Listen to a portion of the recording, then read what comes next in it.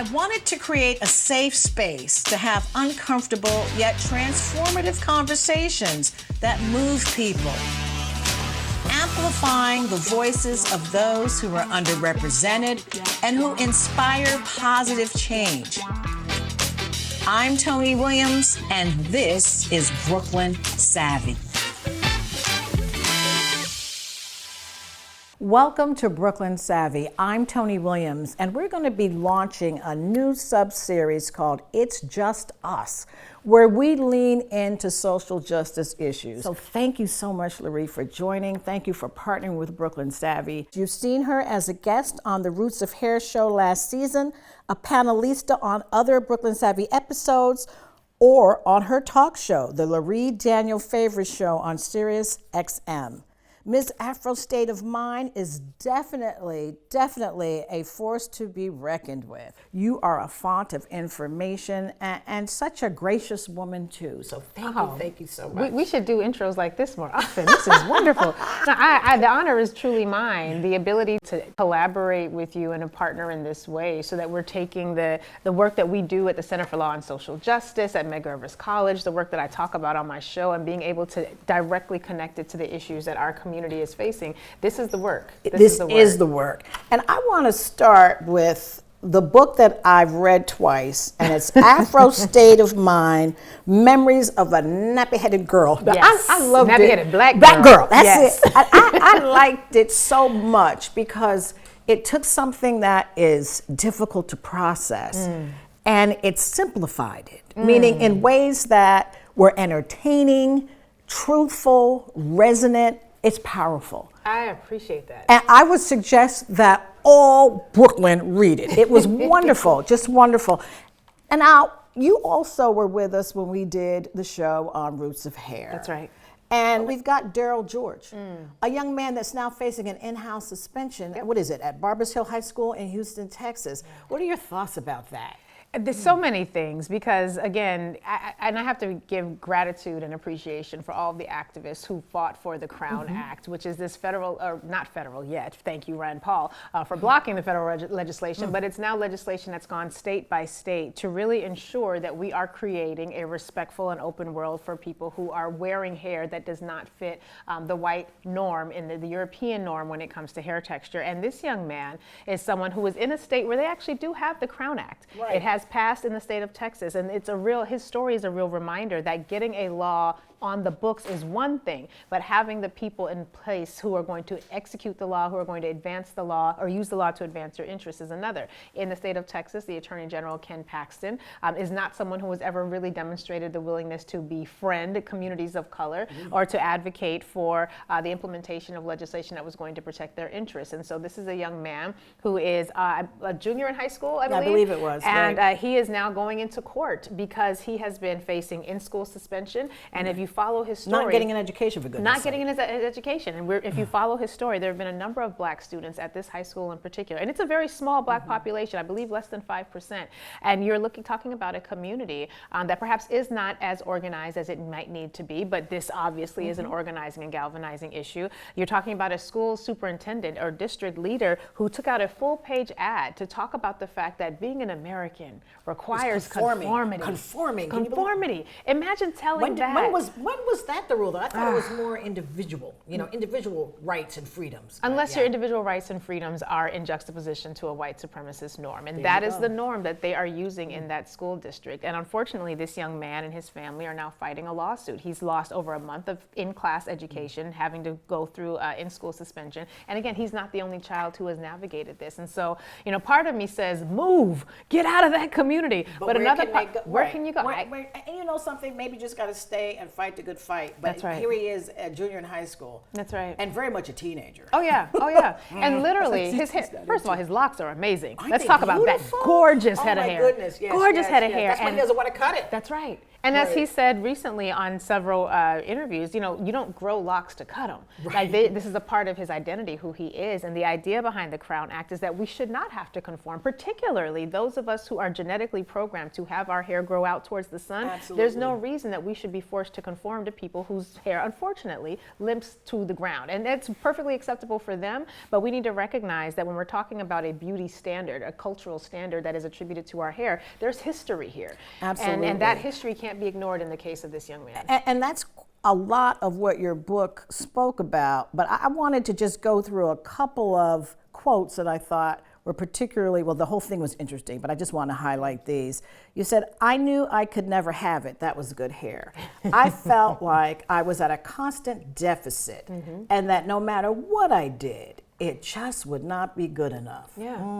And that's what so many young Black girls experience as we're trying to figure out how to become beautiful. And when beauty is only presented in one way and we're told you have to conform, never mind the fact that you might have to use chemicals that are now known to attribute to cancer. Exactly. Never mind Uterine that cancer, uterine cancer, yes. fibroids. Never mind that it also leads to more than 50% of Black women experiencing alopecia and hair loss. Never mind the fact that you have your self-esteem takes a hit when you realize that you're trying to conform. You're trying to conform, Right. but you don't have the DNA necessary for that level of conformity. So it's constantly chasing after this elusive ideal of what beauty is. A beauty standard that I would remind us all was intentionally designed and structured to exclude Black people Right. because that was a part of furthering the success of the enslavement of African people in this country. But talk about, there was also a comment you made about Madam C.J. Walker, about how she was helping but hurting at the same time. Well, as we often do, we often do, because we're trying, at that point. First Black woman millionaire, but first millionaire. Yes, woman millionaire of any race. And one of the things that she really did was to empower Black women economically, and to empower them to go out. There was the ability to curate a look that they appreciated, something that allowed them to feel like they had the ability to be beautiful as well. But at the same time, it really did also enshrine this notion that in order to be considered a beautiful person, and enshrined is the word. Yeah, right. that you did have to leave behind everything that was beautiful about who you innately were. And that, I think, is a mistake that we still see to this day. Oftentimes, we will prize capitalist success and success in our financial pockets, even if it means not being able to be true to who we are as people of African descent. Oh, that's so true. Yeah. Now, you also talk about the principle of Sankofa. Yes. Let's talk a little bit about, I want my viewers to understand exactly what that means. Yeah, no, this is a principle that I live by. I literally have the tattoo. So my husband and I both do. But the Sankofa bird, it's one of these symbols from the Adinkra symbol system. And when we're talking about symbol systems from Africa, everyone knows hieroglyphs, and we often think that it was only the Egyptians who had writing systems, and that's actually not true. There were myriad writing systems all throughout the continent of Africa, in addition to the oral history, and the Adinkra symbol system is one of them. And this symbol, the Sankofa bird, is of a bird that's walking in one direction, but its head is turned back facing the direction from which it came, and it's got its egg in its mouth. And my elders always taught me that egg represents its history, its origins, its beginnings. And the idea of this symbol, again, of a bird walking this way, but looking back from where it came, is that you can't know where you are today. You certainly can't prepare for the future until you understand the history that brought you to this particular place. And so I think it's so important as we're seeing the rise of white nationalism, as we're seeing the rise of political violence, it is important that we not just have a viewpoint that examines the current reality in and of itself, but that current reality has to be situated within the history that brought us to that point, because otherwise our solutions are surface at best, and they do not tend to serve us in the long run if we do not have a historical basis built in them. Well, something that was also said in your book quite a bit was the importance of your family of origin as well as your extended family, how your aunts and uncles really instill Black pride. What did that look like in terms of the kind of conversations and the kind of books that you were reading? I'm asking that question because we need to model that. Yeah, yeah, especially right now when we're seeing that most Americans have not read a single book in a year. There was a really sad report that talked about the fact that the vast majority of Americans have not read a single. Have they listened to one at least? Because you don't even have to read anymore. Including Audible. Oh, give me a break. Audible is so easy. Right. So for us, my parents were military, so we spent a lot of time overseas. And my aunts and uncle on my mom's side, she's Jamaican, and they were very clear that you were not going to have a bastion of Blackness in Germany. So they wanted to make sure that we understood who we were, that we were not going to be these Black American Jamaican children who did not have a connection to the struggles of Black people. So they would send this is, I'm Gen X, so Africa Bambaataa, Public Enemy, X-Clan, those types of tapes, and that type of, and it was literally tapes, that type of music, and Stolen Legacy, Myth of Willie Lynch. different books that were the really myth of, that's an interesting yeah, book right there. yeah, Ooh, and ooh. you know, I'm getting ready to go into that right after this. Yes. But yeah. So, you know, a lot of books that were really looking at the realities that we experience, our history, recognizing that if we were going to, whatever gift, skills, and talents we were going to have, it had to be understood that within our family, the expectation was that you were going to use your gift, skills, and talents for the advancement of your community. It could not just simply be a personal project of self-advancement. Absolutely.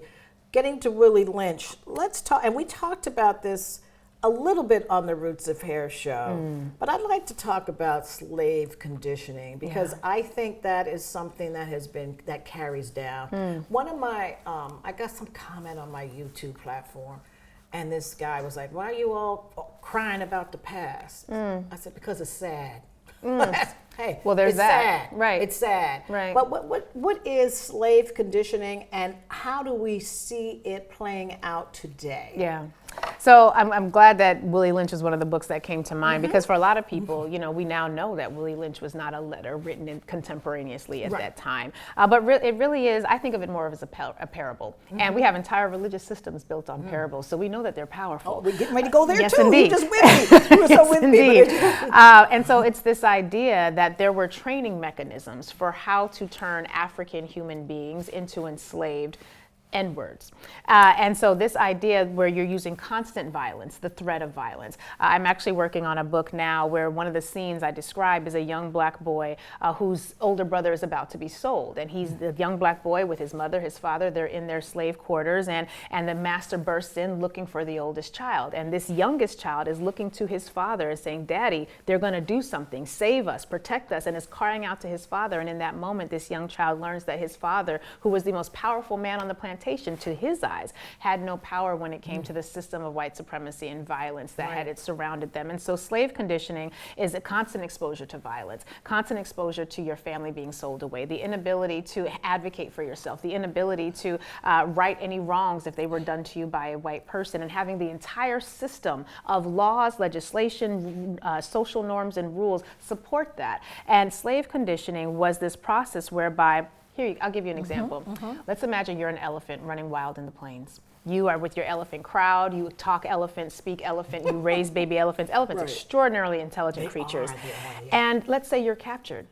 And you have memories of running in the field. You have memories of securing your own food. You have memories of speaking elephant language, but you're captured, you're now in a circus, and circus masters who are experts at breaking free elephants and turning them into subservient circus animals are using constant threats of violence, withholding food. You're not with your community. You're no longer able to communicate with the other beings like you. And then let's say you have a child. Now that child, you're gonna obviously tell that child what it is to be an elephant running free on the plains, what it means to the social norms and the way that you speak elephant. But when that child grows up and has a grandchild, that grandchild is 2 generations away from what the actual experience of being a free, self-contained, self-supporting part of a community. And not only is that child 2 generations away and doesn't even know those memories, that child has only known what it meant to get food when it was given to them for being good. That grandchild only knows what it is to have shelter when it's provided for people who benefit from that elephant continually being oppressed. And so that sort of structure,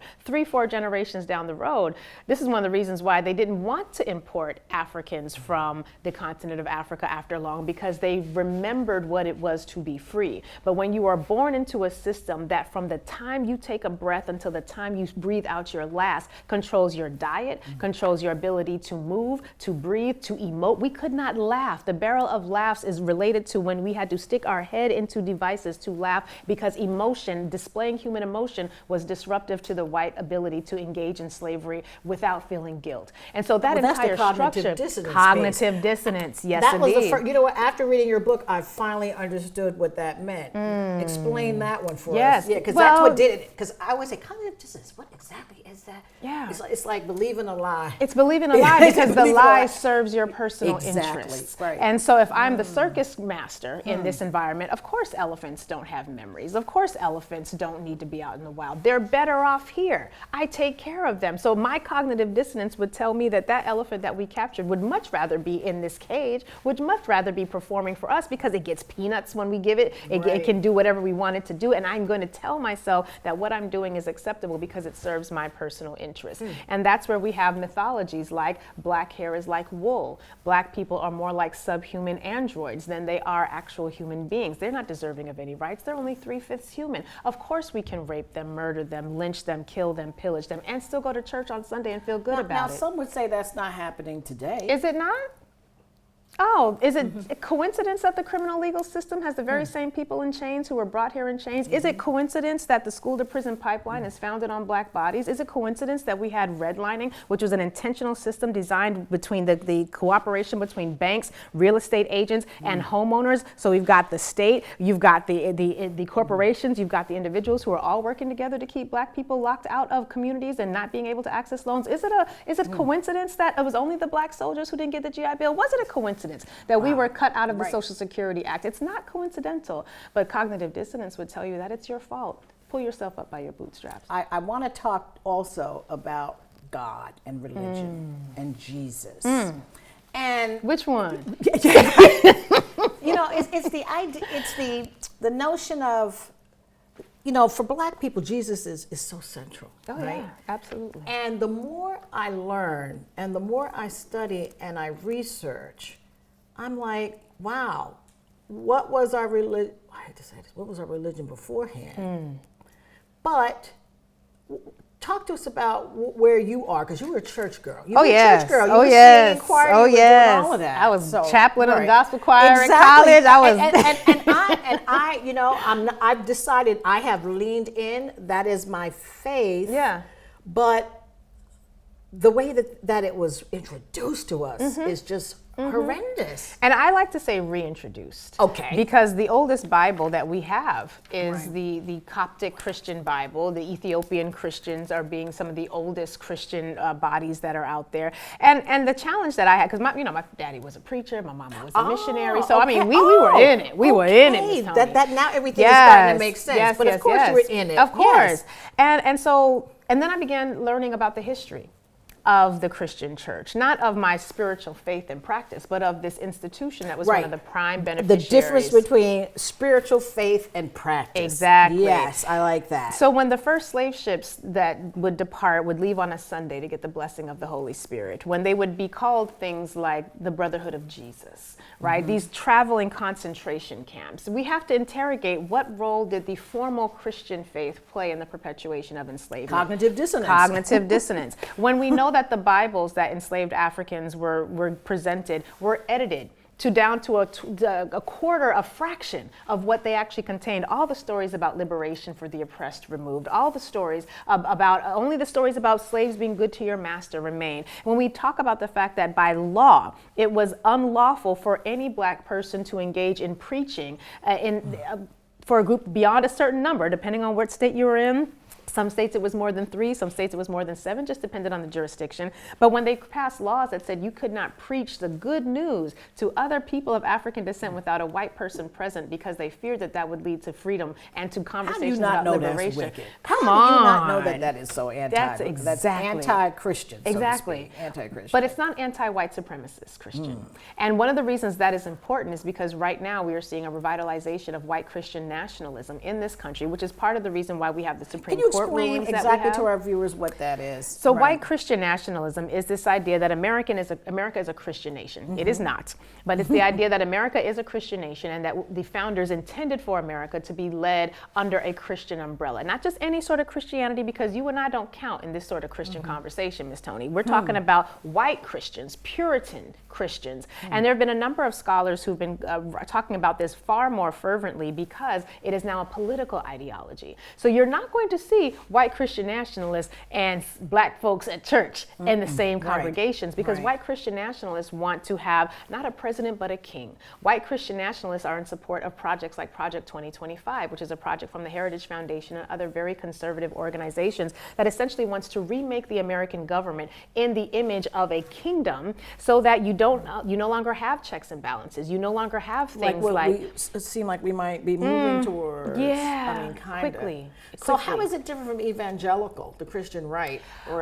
Evangelicals make up a large part. White evangelicals Right, make right. up a large part of white Christian nationalists. And I have to distinguish there because black evangelicals and white evangelicals do not practice the same and do not hold the Right. same beliefs. Right. But white evangelicals are much more inclined to believe the myth of Ham, this idea that we are cursed to be enslaved by God, going back to a story of dealing with Noah and his sons and grandsons. White Christian nationalists are more inclined to believe that women should not have the right to vote. They want conservative Christian values, which is code word for white Christian values. So again, we're not talking about a come all ye faithful, let's sit at the table and sing kumbaya. We're certainly not talking about a brown-skinned revolutionary leader like Jesus was. We're talking A brown skin, yes, yeah. a brown skin, yes. We are talking about this idea that white people are the inheritors of this nation and that they are the ones who should get to lead. And we're seeing that when it comes to the removal of voting rights. We're seeing that when it comes to the removal of reproductive justice. We're seeing that when it comes to the expansion of the criminal legal system.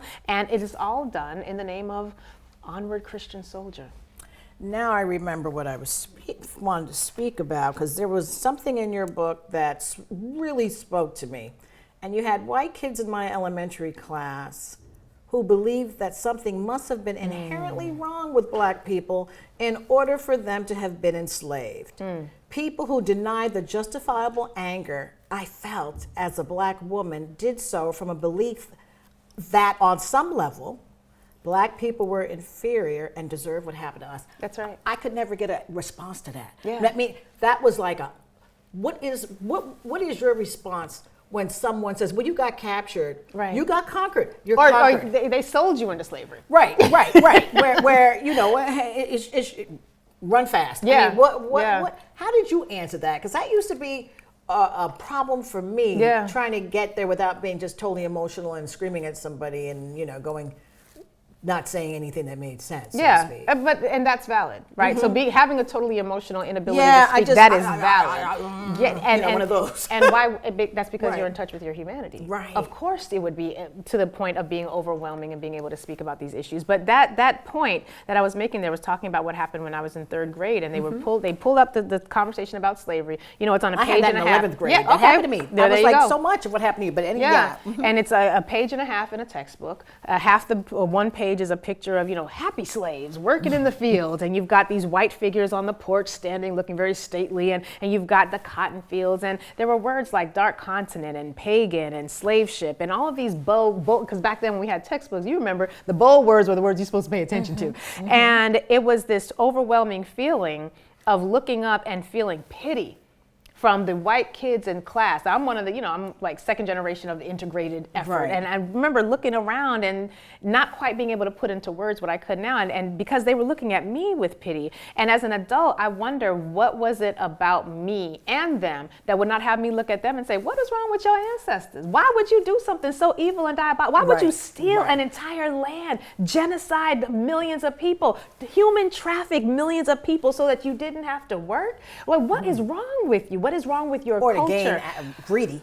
Right, well, there's greed. that as well. Yeah. But who can say that in third grade? Right, or right, 11th grade? please. Or at 40 or 60. Or right now. That's why I'm looking for a response. One of the reasons it's going to be more difficult to get a response is because this is actually having to answer that question is at the heart of why we're seeing book bans, why groups like Moms for Liberty are organizing to purge libraries, because they don't want to have those conversations that were largely born out of what we saw happen in 2020 after George Floyd was lynched on camera, and you had white children in marches coming back home asking, what's up with this racism crap, Mom? Let's talk about this, Dad. And those white parents not having an answer nor willing to give up the privileges and benefits that this system provides for them began the very next summer shutting it down. That's when we began seeing parents take over school board meetings. That's when we began seeing critical race theory was a target. And I learned critical race theory from Professor Derek Bell, may he rest, my professor at NYU. But this idea that you could create a boogeyman, and they were very honest about it. Christopher Rufo and other activists, also within the white Christian nationalist frame of organizing, they were very clear. We're going to make CRT the boogeyman, and anything that makes us uncomfortable, we're going to tack it up under that umbrella, and we're going to weaponize our privilege and shut it down. I actually just had a chance to sit at a Moms for Liberty session a couple of weeks ago, and it was insightful how well organized they are at ensuring that there is not going to be any voice that speaks out against the system as it is, because this system is holy. I'm being facetious. No, I say that, by the know. way. So what is your why?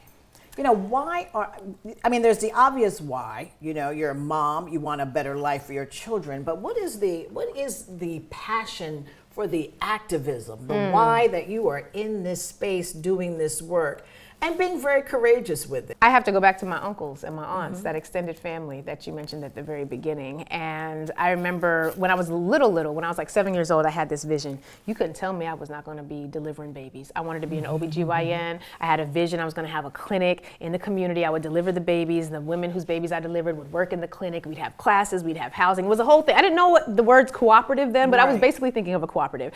Unfortunately, I also grew up in an era before Doc McStuffins, and being bad at math was sort of acceptable for girls. And so I did not have a good math and science instruction and didn't feel like I was going to be able to make it as a doctor. And when I was, I think, 17 years old, one of my uncles took me, Uncle Howard, took us to a theater. I believe it was the Slave Theater. And we watched a whole bunch of civil rights activists come in. I didn't want to be there, to be quite honest with you. It was hot. It was the summertime. I wanted to play outside. But Alton Maddox got on the microphone. Oh. Yeah. Right. Alton Maddox got on that microphone, and when he started talking, that passion I had to deliver babies, because I knew that Black people did not have good health care, I was like, okay, I might not be able to go to medical school, but I can do that. Words, that I can do. And that was then when I decided I was going to go to law school, and I had always known I was going to do something to help Black people. Well, you are helping Black people. But thank you. I also want to talk about the uncomfortable conversation, because I know some of our viewers may find some of this conversation uncomfortable. They weren't there during slave times, No, and we live in a state or a city that is progressive. Do we? Right. That's why I put quotes on it. I think it depends on what the issue is.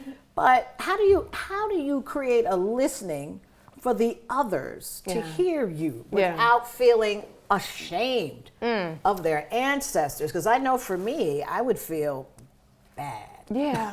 I tell you. But that's one of the benefits of white privilege, right? Is you are in a cocoon that prevents you from having to have these conversations or having to consider these thoughts. And so, if I were going to be a part of a group like that, I'd find it beneficial to have a white supremacist ideology. Even if I'm not a rabid white supremacist, maybe I am a progressive, maybe I am a liberal, but I just so happen to benefit from this system. And it's kind of like, when you buy a house. Right. It's not a brand new house. Somebody sold it to you, and you move in, and a couple weeks later, you realize the plumbing does not work the way it needs to. This roof has leaks that they did not show up in the inspection.